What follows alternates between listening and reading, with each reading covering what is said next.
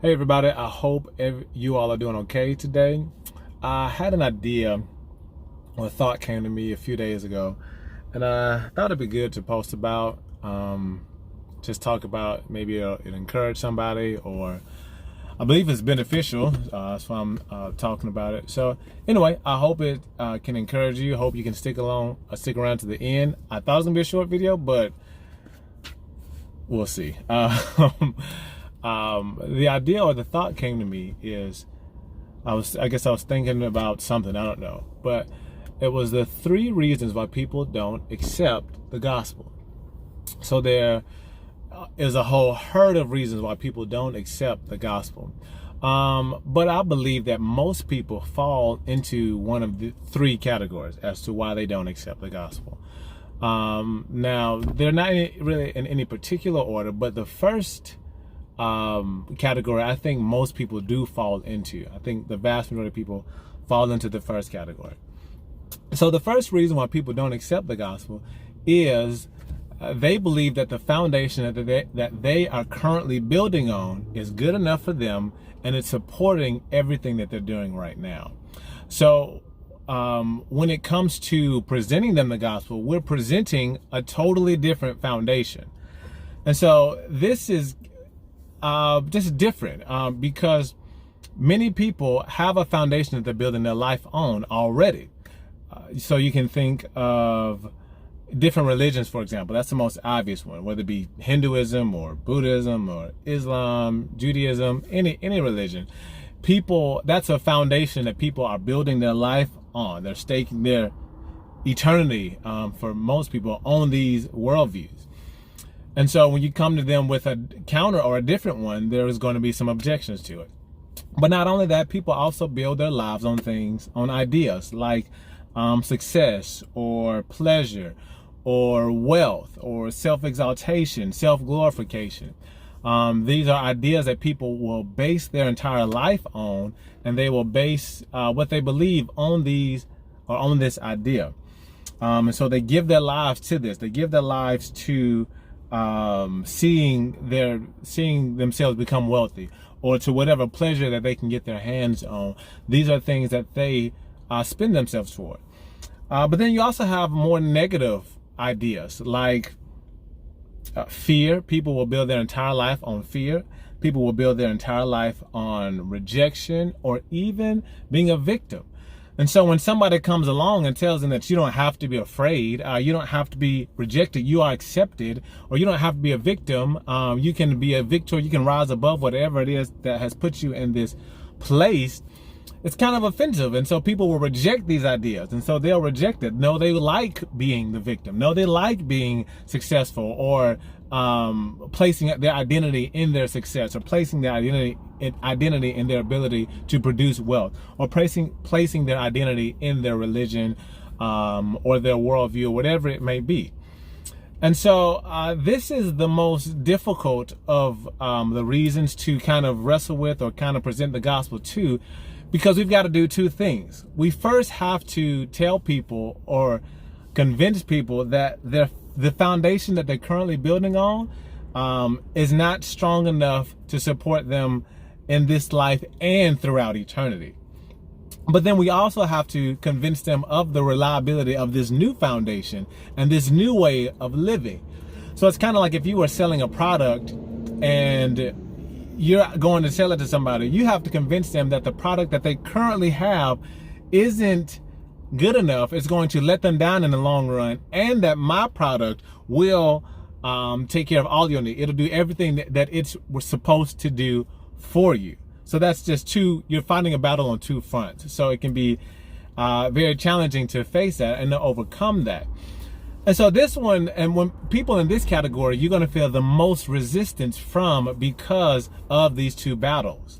You not only have to convince them of the reliability of this new foundation, you've got to get them to rip apart their old foundation. You know, the gospel's kind of offensive because it says that we're not inherently good. We are inherently broken and flawed, and we have failed morally. Most people, their foundation is on the fact that I am a good person. I have done things right. And the gospel comes along and says, well, you may be good in comparison to other people, but you're not good compared to an infinitely perfect God. We've all failed in one way or another, and we are flawed. And that puts us in a bad position when it comes to God. So that's very challenging. So many people don't want to wrestle with that, or they don't want it. It's just a wrestling match that you have to go through. And so it's easier just to discredit it or not accept the gospel, because what I'm doing right now is working. I don't have any issues. You're telling me that I'm a bad person. You're telling me all this new stuff, and what I have is working right now. So that is one reason why people reject or not accept the gospel. Another reason why people don't accept the gospel is because the gospel, their foundation that they may be building on, the foundation that they've been building on for the last few years or their entire life, may be shaky, and it may be crumbling, and it may be about to fall. It may have been shook in some way, shape, or form. But the pictures of the gospel that they have seen in the past, their past experiences in relation to the gospel, tell them that the gospel is not a worthy alternative, because it has failed their people, their family, themselves in the past. So why would I go back to it? And so you can think of people who have come out of legalistic families, legalistic churches, legalistic households. It's just like, I was in bondage, and you trying to get me to go back into bondage? I'm good. I'm okay. You may have people who lived a false gospel, or their parents lived a false gospel. Somebody told them that when you come to Christianity, everything will be great. And so if your parents told you that Christianity is the answer and that everything will be great and you'll have abundant life and there won't be any issues in your life, if you see your parents constantly struggle, they have broken relationships, bad relationships, they have they're not good with their money, there's really no life in their lives, and they claim to be Christians, why on earth would you put your confidence in that worldview and that system of belief? And so you would just reject it. And so people in this area, their foundation may be crumbling, but they're not going to go back to Christianity. They've experienced it in the past. And so our job when it comes to this category, this group of people, is that we just have to live a life that represents the Christianity that they should have been exposed to. We should be the Christians who they needed a year ago, or 3 years ago, or whatever amount of time ago, just for, if no other reason, to give them a counter perspective or another way of viewing things. If they believe A, B, and C about Christianity because of their experience, you can come along and present X, Y, and Z to them, and that will be powerful. If many people don't believe in unconditional love, so you can come and you can love them unconditionally, no strings attached, just love them. That will be something beneficial and powerful in their lives. Many people don't know how to forgive well. They don't know how to love well. So if you come along and love them well, and you learn, and you not learn, but you teach and show them how to forgive, that will speak to them. That will minister something to them. So if you come along and you are the picture of Christianity they should have been, that they should have seen, then that will speak volumes in their lives. You don't necessarily have to, that's just your primary role in that person's life, to live what they should have saw. And the last category would be the people, again, their foundation is shook, it may be crumbling, it may be about to fall or break, whatever, but they don't accept the gospel because they've never been exposed to it. They've never heard of it. Remember, the gospel is a brand new foundation. And so people, if they haven't heard it before, it could be life-changing for them. The gospel simply says, if their life is totally crumbled, totally shattered, or whatever, or just there may be no peace in their life, and you come to them with the gospel, which is something that says you can have peace, if they've never been told that there is an infinitely perfect, loving, and holy God who cares about them and who wants what's best for them, an infinitely holy and perfect God who wants to be in relationship with them. He loves them immensely, but their sin and their failures and their moral shortcomings keep a barricade or a block up in the way between them and God, but that Jesus died on the cross so that barrier could be removed and they could be in true fellowship with the source of life, the source of all creation, the sustainer of all reality, the peace that we need to survive, the peace that we can have throughout eternity. If they come to know that, if they're exposed to that, then that is a wonderful blessing for them.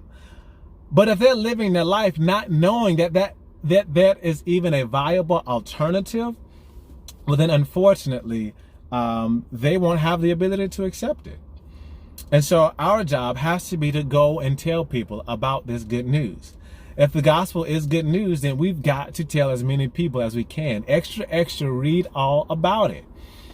And so our challenge is to make sure that we are exposing the gospel to as many people as we can. And people who have had their foundation shook and have never heard the gospel before, now they have the opportunity to choose it. If your foundation was in being a good mom and you lose your children, you are devastated.